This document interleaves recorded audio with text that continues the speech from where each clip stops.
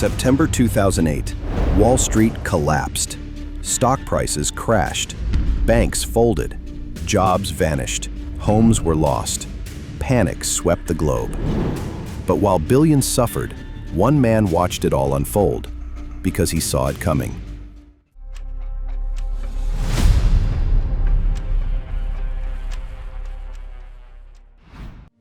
Ray Dalio, a hedge fund titan who didn't just predict the crisis, he understood the machine behind it. Because the economy isn't chaos, it's a system, a machine. And like any machine, it runs on rules. So why do so many get crushed by it? What if you could understand this machine, not just to survive, but to thrive? This story isn't just about credit or GDP. It's about behavior, power, and the invisible force shaping your life. Once you see it, you can't unsee it. The economy is a machine built from simple parts, transactions, but driven by complex human behavior.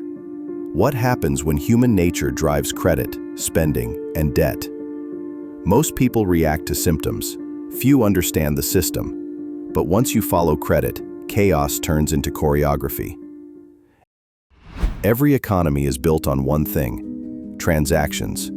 Buy groceries, pay rent, subscribe to Netflix.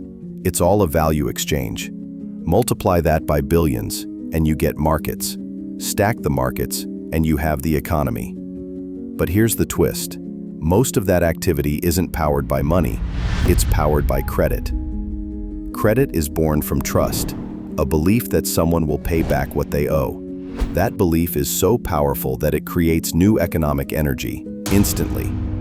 When you swipe your card or get a loan, you're spending money that doesn't exist yet. That's why Ray Dalio said, "Credit isn't just fuel, it's fire." It accelerates everything: growth, spending, investing. But it also accelerates collapse. So where did Dalio get this insight? In the early 1980s, Ray made a bold prediction that a major global recession was coming. Instead, the markets soared, and he lost credibility, clients, and nearly everything he had. But he didn't quit. He started mapping the economy like a weather system. Patterns began to emerge: waves, cycles, feedback loops. He realized markets aren't random, they're psychological. Emotions like fear and greed move money faster than logic ever could. It's this realization that changed his career and his life. He saw the real game wasn't stock picks or timing, it was cycles, especially debt cycles. These aren't accidents, they're engineered by central banks, by consumer behavior, by deeply human incentives. In 2008, he saw it coming. Debt was growing faster than income. People were buying homes with no money down. Risky mortgages were being sold like gold. And just like that, the machine cracked. So if credit is so dangerous, why do we use it? Because credit unlocks potential. It helps students attend college, families buy homes, entrepreneurs start businesses. It multiplies human possibility, but also multiplies human error. That's the double-edged sword.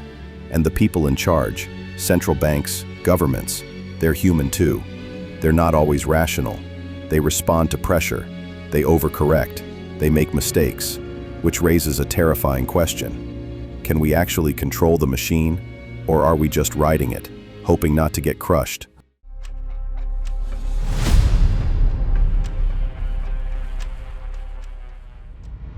Let's go deeper. Zoom into the economy, and you'll see three main forces at work: productivity growth, short-term debt cycle, long-term debt cycle. These forces shape almost everything, from your grocery bill to a national recession. This isn't just about macroeconomics. Your income, your job, your rent, it's all shaped by where we are in the cycle. This is the story of you. Because the economy isn't just a machine, it's a mirror. Productivity growth is the most stable. It's slow, predictable. It's the progress we make over time through innovation and efficiency. Think of it like the engine of a car. It determines how far you can go. But the speed? That's driven by credit.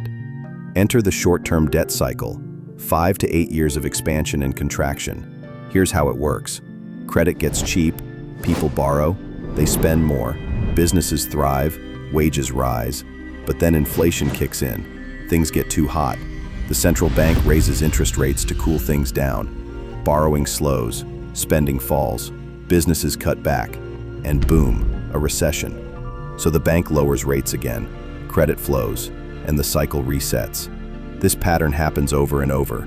It's predictable and necessary, but underneath it, something bigger is brewing, the long-term debt cycle. This one builds over decades. People, companies, even governments borrow more than they can repay, slowly piling up debt.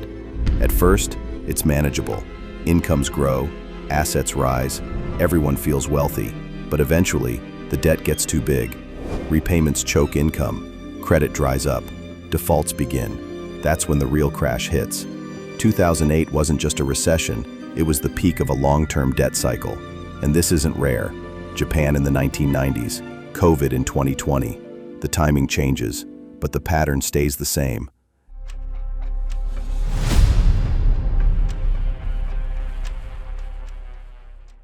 As borrowing grows, everything looks great, until it doesn't. People feel rich, asset prices soar.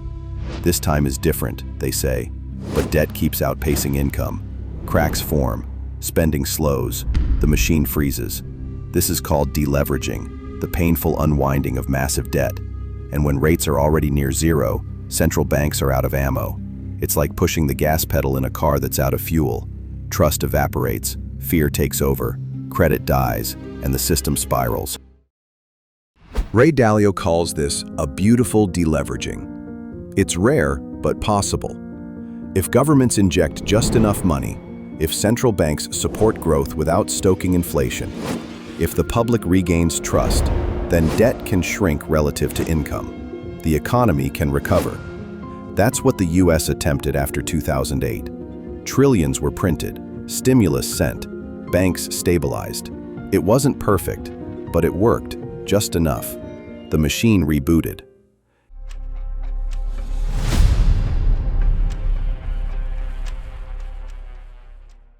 Here's what most people don't realize. Most of our money is credit. In the US, for every $1 of real currency, there's around $17 in credit. Our entire system is built on promises, on belief. So when belief fades, so does the structure. The economy runs not on dollars, but on trust. And trust can vanish overnight. If this is all a machine, who's programming it? Why do we keep repeating the same mistakes? Are we learning, or just delaying the next collapse? Some say we're now entering a new phase, one of permanent money printing, AI-led productivity, and digital currencies. Others believe another long-term debt peak is approaching, one we won't easily escape. What happens when artificial intelligence starts making lending decisions? What if central banks issue digital currencies that can be programmed, controlled? Does the machine evolve, or does it break? Ray Dalio's framework helps us understand where we've been. But the future? That's still unwritten. The economy isn't just charts and jargon. It's a story of behavior, belief, and cycles. And once you understand how the machine works, you don't just watch the story happen. You start playing a different game.